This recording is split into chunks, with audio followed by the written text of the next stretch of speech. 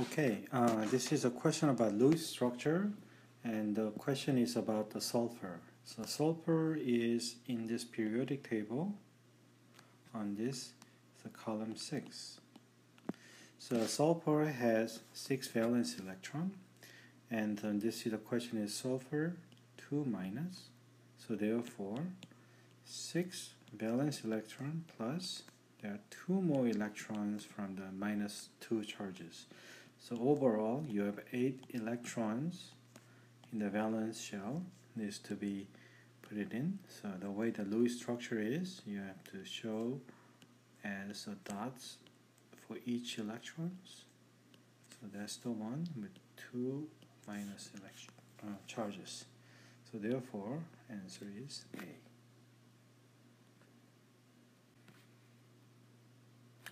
Okay, this is another question about Lewis structure, and the compound of interest is BeF2. So where is the beryllium? And here it is. So beryllium, once again, is in the second column. So therefore, the beryllium likes to have 2 valence electrons, and whereas the fluoride, which is on the halogen column, and so that's the column of 7. So each fluorine would like to have 7.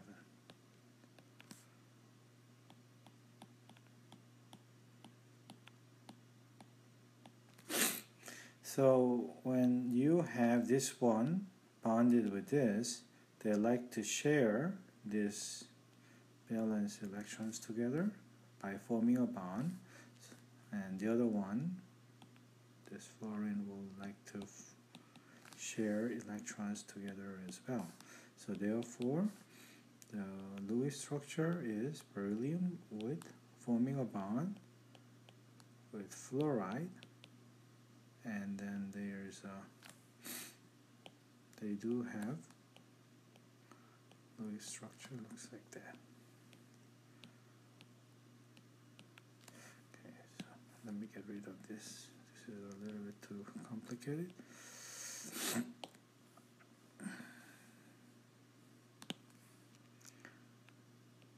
So it has fluorine, like to have 7.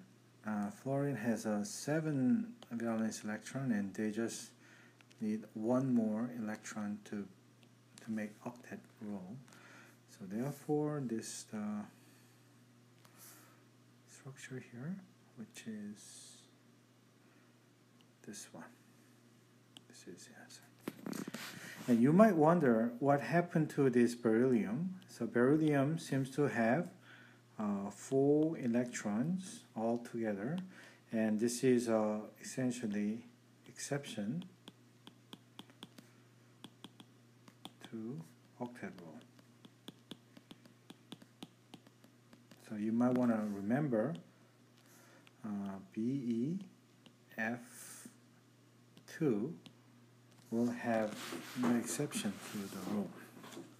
The other one is actually boron trifluoride, and BF3. This one has actually 6 electrons, whereas the beryllium has 4 electrons, and those are 2 exceptions to the octet rule for that. Okay, so this next question is the Lewis structure of PO43 minus, and this is also the question that coupled with understanding of the former charges. And now let's have a look at where's the phosphorus, and the phosphorus, if you look at the periodic table, they're in the column 5, and where's oxygen? Oxygen is in column 6. So the way that we can think about how to construct this molecular structure, molecular connection, we want to put phosphorus in the center, and remember, oxygen is essentially, for the oxygen you have 6 valence electrons, right? So then when we make, let's say I want to make this one as a connection of most symmetric molecule, looks like this. if I draw that and then draw all the 6 valence electrons like that, and if I ever draw that, that means the all the bonds is actually coming from the phosphorus, and phosphorus itself will have 5 valence electron. But remember, we have -3 charges, 3 minus charges there. So phosphorus can have, and let me choose a different color. In addition, they can provide 3 more electron from 3 minus charges coming from. So at the center, they can, each one can form the bonds, and which you want to show up as a bond shown up here. So this is actually fine because P has a 5 electrons plus 3 electrons from -3 charges. And now, once I draw this as a structure, there's one last consideration I have to do, which is the former charges. And if you look at the former charges of the oxygen, looks like that. They have essentially, they feel like they have 7 electrons. So but their neutral oxygen should have 6 electrons. So their former charges is -1. So this is a -1. So does the other one. So this is a -1. What about the former charges of phosphorus? Phosphorus, in here you have 1, 2, 3, 4. As far as the phosphorus, they feel like they have 4 electrons now, but to be neutral, they have 5 electrons to be neutral. So therefore, in this case, you develop +1 charges.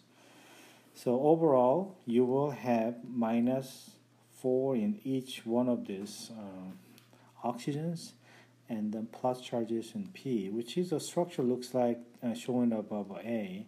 So in this case, this will have -1, -1, -1, -1, and the center is a +1.